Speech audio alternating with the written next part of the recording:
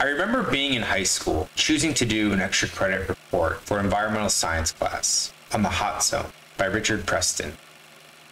The Hot Zone is a non-fiction thriller following the origins and incidences involving viral hemorrhagic fevers and a series of viruses with biosafety level 4.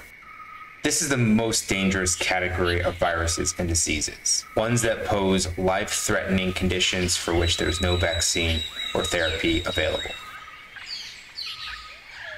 More specifically, the book followed the origins and several outbreaks of the Ebola virus and Marburg viruses. It's a terrifying book. I can't remember a time or another story that made me want to crawl out of my own skin more, becoming more frightened by a thing unseeable to the naked eye.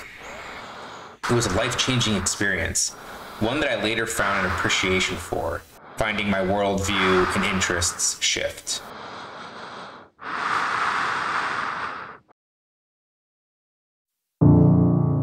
A few years later, I'm in college studying environmental science, and I was in a biology lecture where we were learning about the fungal world. We were watching a clip from the BBC documentary about a strange fungus that took control of various ants and insects. It was hypnotizing. Watching the clip of a strange mushroom and its fruiting bodies protrude from the heads and thoraxes of dead insects. Seeing something that was stranger and more frightening than fiction playing out in our natural world. I remember a feeling of anxiety and fragility, feeling so small compared to a spore or a virus. How little and insignificant human life is in the savage ecosystem of the natural world.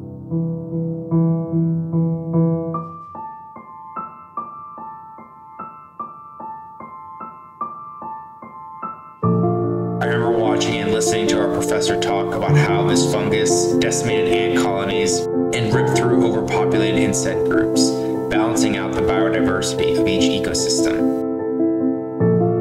The cordyceps. I remember being horrified and absolutely fascinated with how such a thing existed. A similar feeling when I first read about the Ebola virus a few years ago.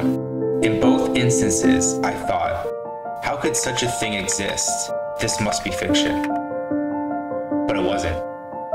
That evening, after the lecture, I went back to my dorm and searched online for more about the strange fungi, but instead found something different. I stumbled upon an upcoming game that had recently been announced and was being promoted for the PlayStation consoles. A new story-driven game that looked incredible and seemed to have been inspired from the very thing I just learned about in class that day. The Last of Us. A story whose post-apocalyptic setting hinges on a fungus that is observable in our natural world.